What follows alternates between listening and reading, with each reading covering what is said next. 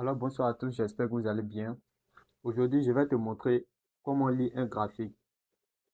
Simplement, même si tu es débutant, pour que tu comprennes enfin ce que fait réellement le marché. Alors bienvenue à toi qui regarde cette vidéo, moi c'est Noël.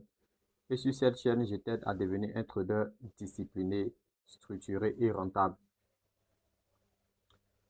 Alors ce que tu dois comprendre ici, un graphique, ce n'est rien d'autre que la représentation du prix dans le temps. Ce que vous pouvez voir ici sur l'axe horizontal, nous avons le temps. Donc ici, nous avons chaque différente unité de temps qui correspond à une évolution. Donc ici, nous avons le H1, nous avons le H4 et nous avons le daily. Cela veut dire quoi simplement? Ça veut dire ici quoi? Chaque évolution de bougie ici représente un temps. Donc, prenons par exemple, si nous prenons le H1, cela veut dire tout simplement qu'une bougie qui a évolué représente une heure de temps. C'est valable aussi pour les autres unités de temps. C'est pareil ici pour le H4. Ça veut dire, si nous avons une bougie haussière, ça veut dire cette bougie représente 4 heures de temps.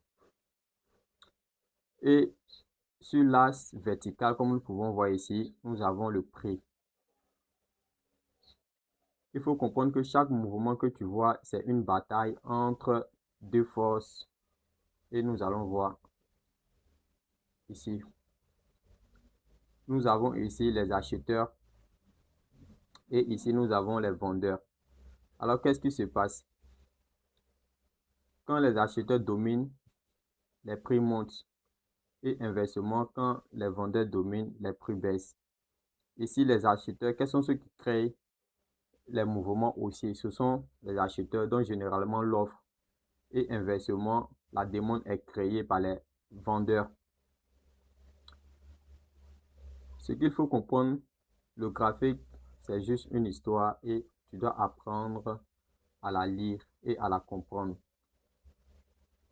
La deuxième étape que nous allons voir, ce sont les bougies, les chandeliers japonais, parce que c'est l'élément sur lequel nous nous appuyons pour vraiment donner de l'information à tout ce qui se passe sur le graphique. Alors, ce sont les bougies.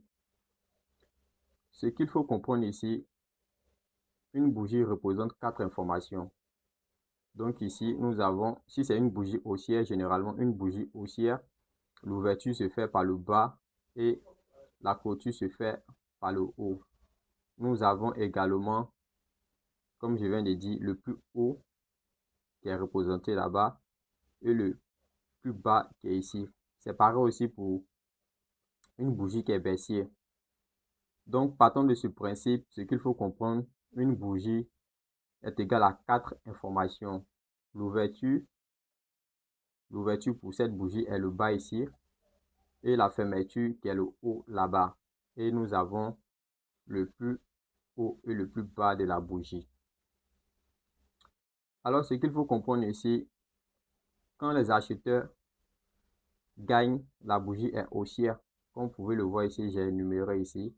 Généralement, je prends la couleur verte pour représenter les acheteurs et la couleur rouge pour représenter les vendeurs, plutôt, excusez-moi, les vendeurs. Donc, quand les acheteurs gagnent, la bougie est haussière et quand les vendeurs gagnent, la bougie est baissière. Mais ce que vous devez comprendre, ce n'est pas la couleur des bougies qui est importante. C'est ce que la bougie raconte que vous devez comprendre. Prenons par exemple sur cette bougie. Une grosse bougie, généralement sur le graphique, traduit une forte pression acheteuse ou vendeur. Et une petite bougie ici, généralement, c'est une hésitation. Ce que vous devez savoir sur les bougies, il y a toutes sortes de bougies. Donc, il y a plusieurs types de bougies. Nous avons le doji que je n'ai pas énuméré ici, qui est une bougie d'indécision. Nous avons aussi les matos inversés. Et nous avons aussi les doji pierre tombale. Ce n'est pas la peine de tous les comprendre, mais ils traduisent tous la même information.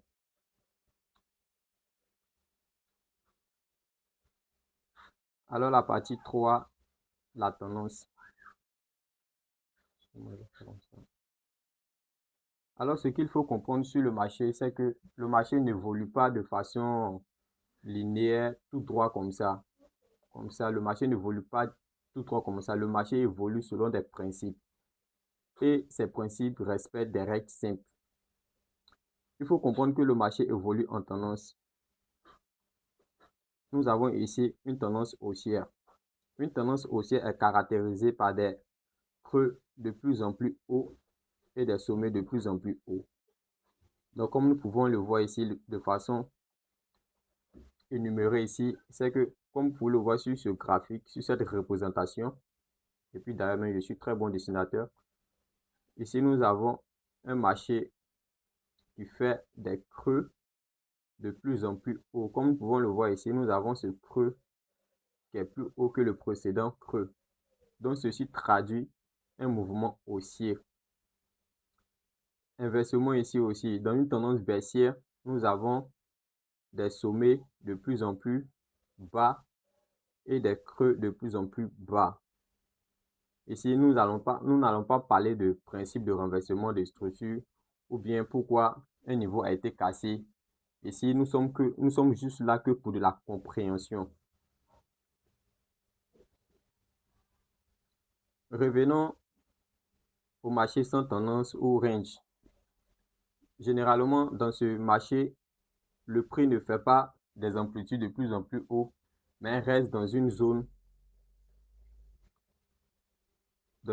précise. Donc, ça peut être soit le prix évolue soit entre deux zones, soit une résistance et un support. Généralement, ceci vient souvent après une forte tendance baissière ou une forte tendance haussière. Ceci marque une indécision sur le marché. Ça veut dire quoi tout simplement?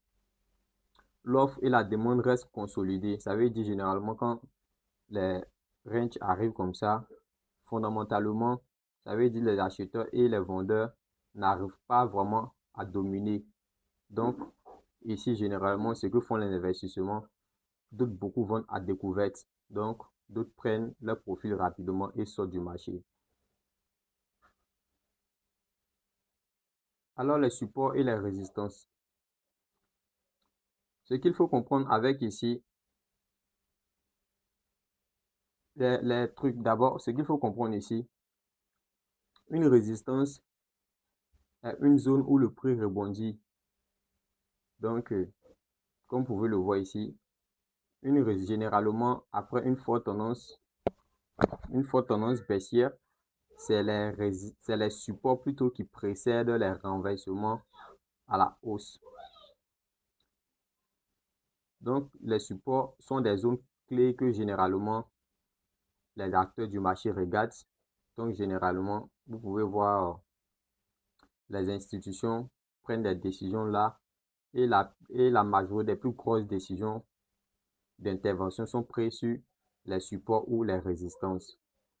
Comme je viens de dire tout à l'heure encore, une résistance ou un support est une zone où le prix rebondit plusieurs fois. Ce sont les endroits où le marché prend des décisions. Et ce que vous devez comprendre, un bon trader n'entre pas n'importe où. Il attend d'abord les zones. Alors, après avoir regardé tout ça, comment on lit un graphique exactement? Nous allons voir juste en bas.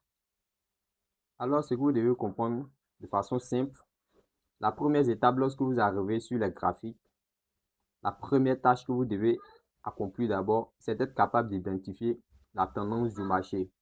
Identifier la tendance du marché, cela veut dire que vous devez être capable de savoir si le marché est dans une tendance qui est haussière ou qui est dans une tendance qui est baissière, ou le marché est en range. Après avoir effectué ce travail, vous allez identifier vos différentes zones d'intervention. Ça peut être des supports ou des résistances. Et la troisième étape qui consiste à attendre un signal. Un signal peut s'agir soit d'une bougie ou d'un pattern.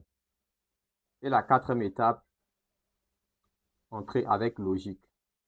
C'est aussi simple que ça. Parce que ce que vous devez comprendre ici, analyser et rentrer immédiatement, c'est la plus grosse bêtise que vous pouvez faire. Un bon trader analyse d'abord et attend que le marché vienne à lui. Ce n'est pas l'inverse qu'un bon trader fait. Alors, l'erreur que vous devez éviter, c'est de trader sans plan, ça veut dire entrer partout et suivre les émotions. Le trading n'est pas rapide, le trading est précis. Si tu maîtrises ça, tu es déjà devant 80% des traders. Le plus important maintenant pour toi, ce n'est pas de tout comprendre, c'est de pratiquer. Alors, dis-moi en commentaire, grave, abonne-toi et on se retrouve dans la prochaine vidéo.